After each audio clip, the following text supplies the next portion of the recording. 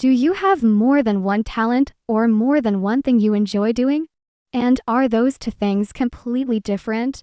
Did you know it's not a bad thing to like different things? That's a part of what it means to have diversity and being well-rounded. Meet Ragan Whiteside. She has two completely different talents. She is a dynamic jazz flutist and a successful software technology project manager. Like Miss Reagan, you can use your talents in two completely different ways. And you can be amazing at both, and both can be related to STEM and STEAM. Being in the arts and being a technologist is one of many different combinations of talents and skills, and they both take discipline and practice to be your best. One can be a hobby, or they both can be sources of income,